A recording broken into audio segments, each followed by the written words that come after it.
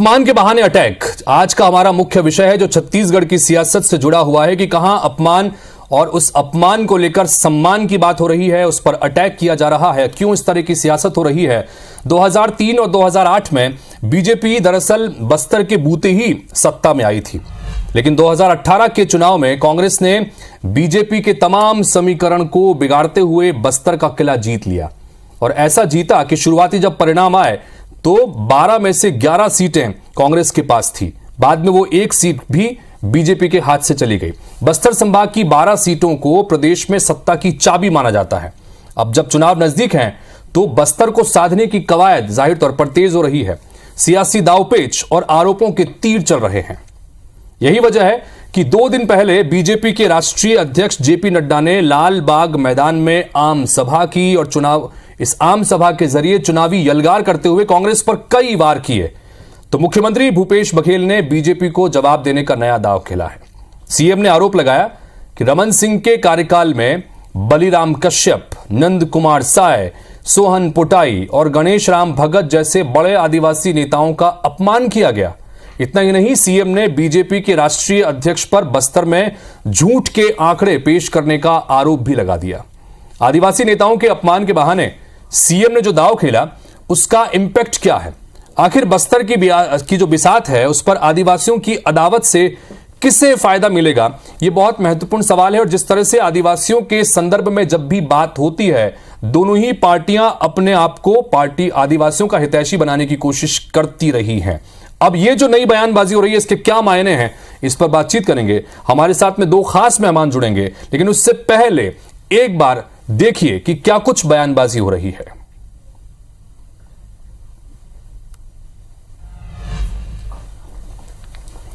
किस प्रकार जब बलिराम कश्यप जी जीवित थे तो उनके साथ क्या व्यवहार किया, ननकी राम जी के साथ अभी तो जीवित हैं उसके साथ उन्होंने क्या व्यवहार किया, गणेश राम भगत को उन्होंने दूध की मक्खी की तरह निकाल फेंक दिया, नंद कुमार साय जी को जबरदस्ती जोगी के साथ भिड़ा के उनके साथ क्या व्यवहार किया। आज क्या स्थिति है? तो जितने आदिवासी नेता हैं उनके साथ उनका व्यवहार क्या रहा। सोहन पटेल 4 बार के निर्वाचित सांसद, उसके साथ उन्होंने क्या व्यवहार किया। भारतीय जनता पार्टी ने देश के सर्वोच्च पद पर, राष्ट्रपति के पद पर एक वनवासी आदिवासी महिला को बैठाकर यह बता दिया है कि वनवासियों का सम्मान कौन करता है, आदिवासियों का सम्मान कौन करता है और अरविंद नेताओं को नोटिस कौन देता है।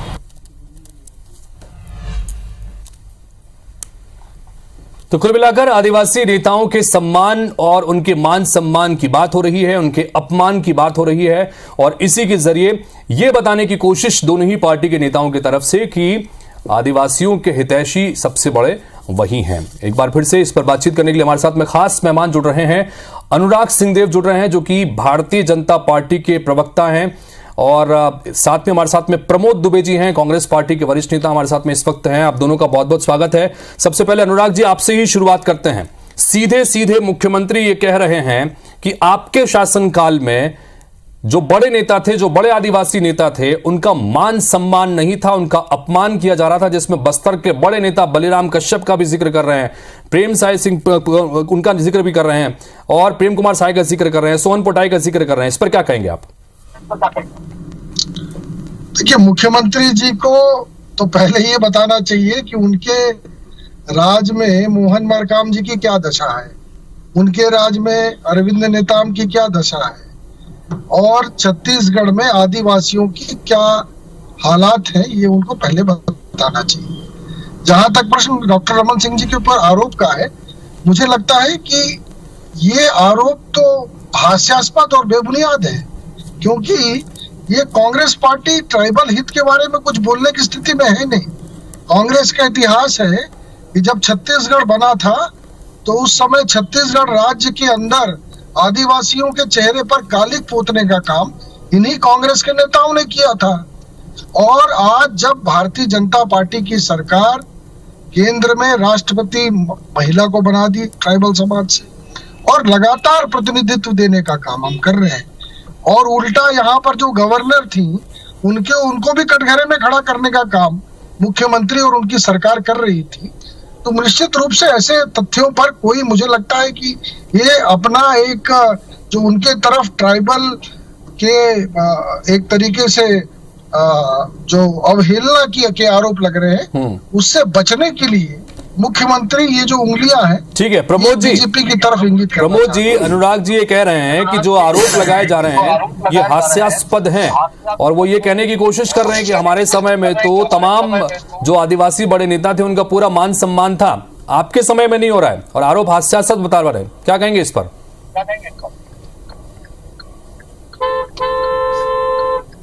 देखिए, जेपी नड्डा साहब जब आते हैं ना तो 3 घंटे 4 घंटे में उनको बस्तर के बारे में इतना कुछ पता चल जाता है।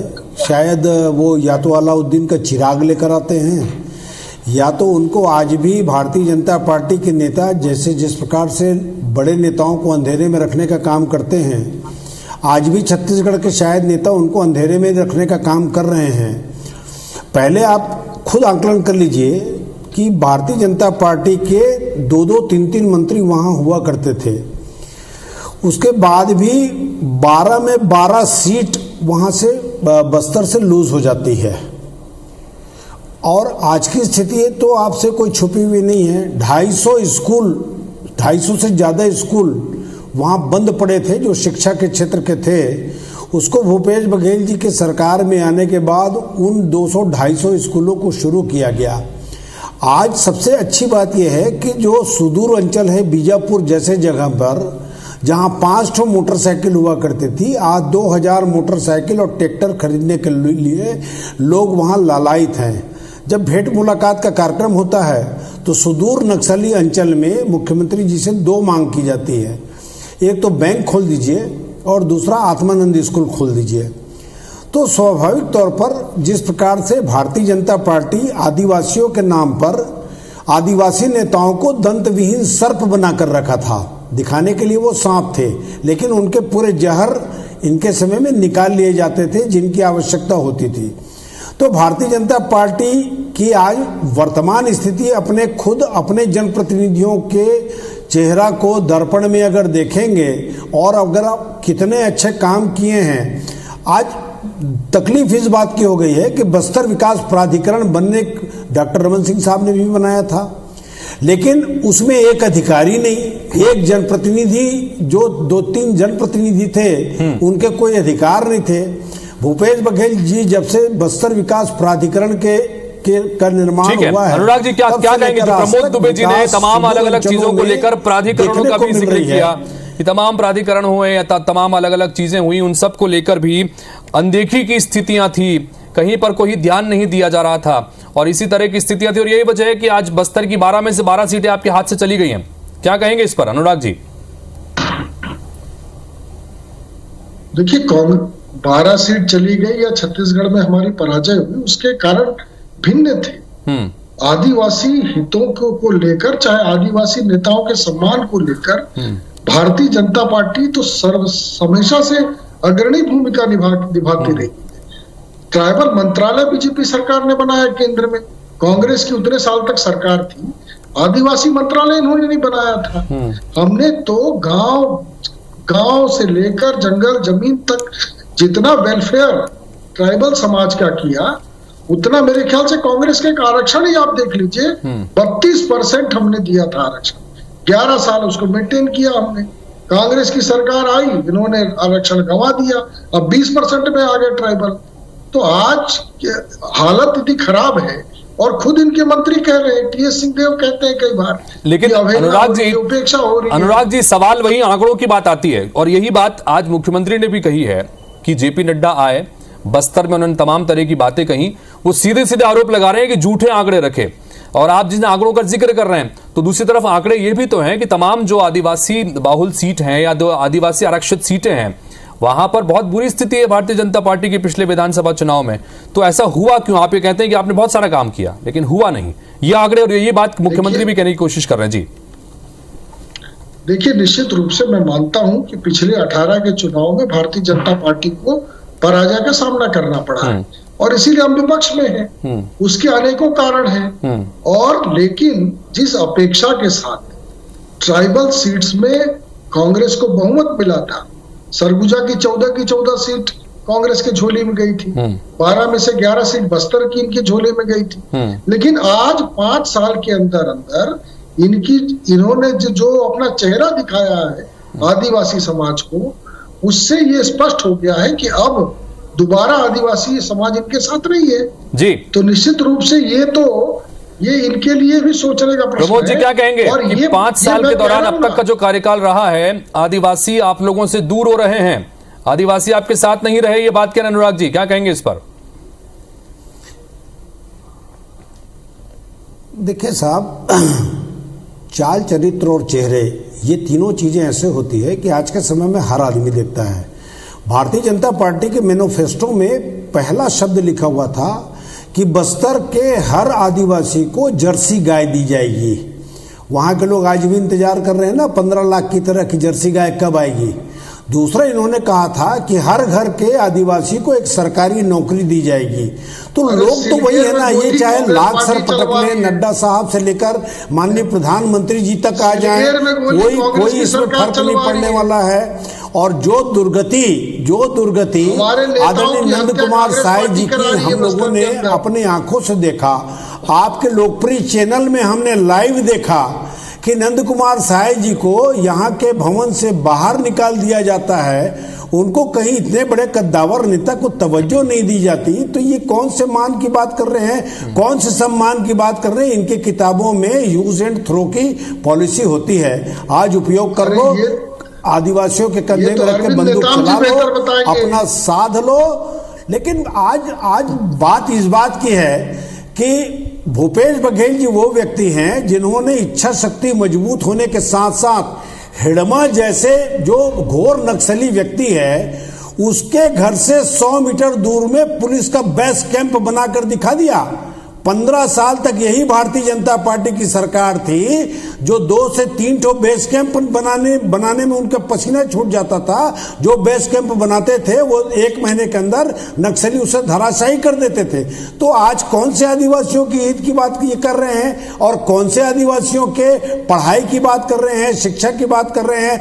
आपको एक उदाहरण आपने देखा होगा कि 80 रुपया के काजू को आज 320 रुपया में अन्य प्रांत के लोग वही आदिवासियों के काजू को खरीद रहे हैं। भारतीय जनता पार्टी की सरकार ने ये ग्राउंड में जो काम करने वाले हैं, चाहे वो अच्छा अनुराग जी एक और बात जो बड़ी महत्वपूर्ण आज कही है, तमाम जो भारतीय जनता पार्टी के सीनियर लीडर्स का नाम लेते हुए कहा है कि उनका अपमान किया गया भारतीय जनता पार्टी के शासनकाल में, जिसमें बलिराम कश्यप का भी जिक्र किया, सोहन पोटाई का भी जिक्र किया, तमाम अलग अलग नेताओं का जिक्र किया। साथ ही उन्होंने यह भी कहा कि भारतीय जनता पार्टी के शासनकाल में आदिवासी और गरीब हो रहे थे, आदिवासियों के बीच में गरीबी बहुत ज्यादा थी। इसके संदर्भ में क्या प्रतिक्रिया आपकी?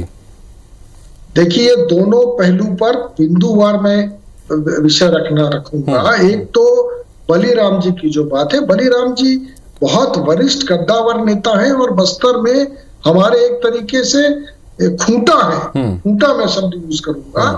और उनके पुत्र केदार कश्यप जी 15 साल मंत्री रहे सरकार में, उनके एक पुत्र दिनेश कश्यप जी बस्तर के सांसद रहे।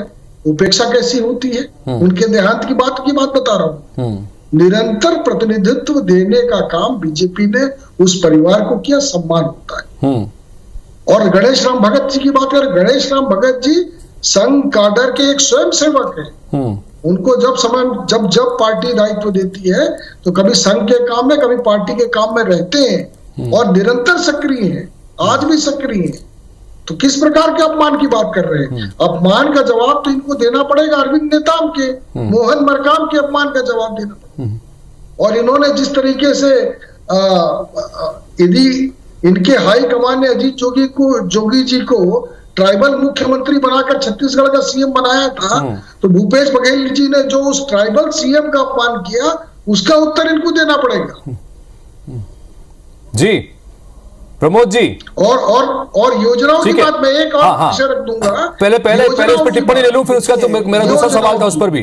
पहले इस पर टिप्पणी ले लूं, फिर दूसरे सवाल पे भी। जी मैं योजना पे आ जा रहा हूं।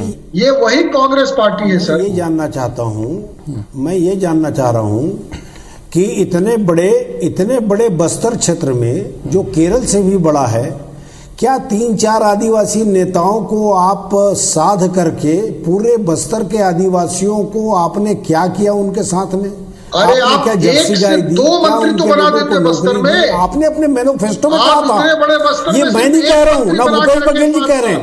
आप अपने किए हुए वादे को अगर कहीं आप खुद दूसरा झूठा मंत्री साबित कब कर रहे बनाएंगे ये तो बता हैं, दें। तो इसके लिए दोषी है कौन? इसके लिए तो दोषी आप स्वयं हैं। और बोया पेड़ बबूल का तो आम तो निकल नहीं सकता। आज ये आदिवासी चल रहा है। जब इनके पास सत्ता थी, जब इनके पास सरकार थी, जब इनको जिस प्रकार से आदिवासियों के लिए काम किया जाना था, उस समय तो कर क्या रहे थे ये लोग? स्कूलें बंद करवा रहे थे। स्कूलें, बच्चों की शिक्षा का स्तर आप देखिए, उस समय 15 सालों में कितना नीचे स्तर पर। आज देखिए आपकी वही बचपन का प्यार मेरा भूल नहीं जाना वाला एक लड़का है जिसको जाकर के दिल्ली में सम्मानित किया जाता है। वो सुकमा के अंतिम पंक्ति का बच्चा ही है। ये होती जागरूकता साहब, ये होता काम करने का ढंग। आज आप देखिए कि बस्तर के मैंने उदाहरण दिया कि जो स्व सहायता समूह की महिलाएं हैं, वो स्व सहायता समूह की महिलाएं जो हैं वो आत्मनिर्भर बन करके, ठीक है अनुराग जी, दूसरा सवाल था अनुत्तरित रह गया था, दंतेवाड़ा में वो उस पर भी बात कर लीजिएगा। दूसरा सवाल था वो ये था कि जिस तरह से उन्होंने निशाना साधा है कि गरीबी को लेकर, कि खासतौर पर आदिवासी बाहुल इलाकों में लगातार गरीबी बढ़ी आप लोगों के कार्यकाल में, इस पर क्या प्रतिक्रिया? देखिए, कांग्रेस आज से 2003 के पहले बस्तर की क्या हालत थी आम बस्तरिया से पूछ लीजिए। सरगुजा में तो मैं खुद रहता हूं। सरगुजा की हालत 2003 से पहले क्या थी ये आम सरगुजिया बता सकता है। ये वही कांग्रेसी है जो आदिवासियों को चिरौंजी, जो बहुत महत्वपूर्ण वनोपज होता है, उसके बदले में नमक से बदलने को मजबूर करते थे। ये वही कांग्रेसी है। बीजेपी सरकार ने 25 पैसे किलो नमक लाकर वो जो 500 रुपए की चिरौंजी नमक में बदला जाता था, उस दिन को दूर किया। मैं तो ये ठीक है अनुराग जी, इस वक्त हम स्क्रीन पे है ना कुछ आंकड़े चला रहे हैं। 2003 से लेकर 2018 तक के विधानसभा चुनाव के नतीजे जो आए थे उसके आंकड़े हम लगातार स्क्रीन पर चला रहे हैं। 2003 के बाद 2008 में बेहतर स्थिति में वहां पर बीजेपी थी, 12 में से 11 आपके पास थे। उसके बाद 13 में स्थिति बिगड़ी और उसके बाद 18 में भी स्थिति बिगड़ी, और 18 में ऐसी बिगड़ी कि आज एक भी सीट आप लोगों के पास में नहीं है। अब चूंकि लगातार बयानबाजी हो रही है, जेपी नड्डा भी आकर कह रहे हैं, तमाम तरह का फोकस हो रहा है, आप लोगों की रणनीति क्या है खासतौर पर बस्तर और इधर सरगुजा की बात करें जहां से आप स्वयं आते हैं, चूंकि आदिवासी बाहुल इलाका वो भी है, क्या रणनीति है आदिवासियों के संदर्भ में? देखिए, दो बातें हैं। एक तो लोकसभा चुनाव में हमारे परिणाम अच्छे रहे, बीजेपी को समर्थन मिला। विधानसभा चुनाव में जरूर हम इन क्षेत्रों में पिछड़े, लेकिन मैं मानता हूं कि एक राष्ट्रीय स्तर पर ट्राइबल एरिया में कांग्रेस के लोगों के द्वारा एक सोचा समझा कैंपेन चलाया गया था भाजपा के विरोध में, और उस कैंपेन के कारण, उस नकारात्मक कैंपेन के कारण हमको कहीं ना कहीं नुकसान का सामना करना पड़ा। लेकिन इस 5 वर्ष में वो सारी भ्रांतियां जो ट्राइबल समाज के मन में कांग्रेस ने डाली थी वो बिल्कुल स्पष्ट हो चुकी है, और अब कांग्रेस का चेहरा पूरी तरीके से बेनकाब। ठीक है, प्रमोद जी क्या कहेंगे इसके ऊपर? अनुराग जी कह रहे हैं कि भले ही 2018 में हमारी हार हुई थी, लेकिन 2019 के नतीजे बताते हैं कि तमाम जो आदिवासी बाहुल इलाके हैं वहां पर भी बहुत बेहतर स्थिति रही, और उसी तरह का प्रदर्शन इस बार भी दोहराएंगे 2023 में, इस तरह का दावा वो कर रहे हैं, क्या कहेंगे? हाँ, हो सकता है नड्डा साहब कोई चिराग देकर गए हों जिसको रगड़ेंगे तो तमाम भारतीय जनता पार्टी के नेताओं की बात लोग मान लेंगे कि उनको गाय मिल गई, जर्सी गाय, मान लेंगे कि उनको सरकारी नौकरी हर घर के लोगों को मिल गई। देखिए, ये दिल बहलाने के लिए नुस्खा अच्छा है, गालिब वाली तर्ज पर मैं बताना चाहूँगा आपको। आज आप देखिए पूरे बस्तर में, ये मैं नहीं कह रहा हूँ, आपके लोकप्रिय चैनल में मैंने देखा कि इस बार 31 जो मनाने आए थे, और तो और देश तो देश विदेश के हजारों लोग इस बस्तर में निर्भीक होकर के 31 और 1 जनवरी को वो यहाँ थे। वो इस बात का प्रतीक है कि पहले छत्तीसगढ़ को नक्सलगढ़ के रूप में जाना जाता था।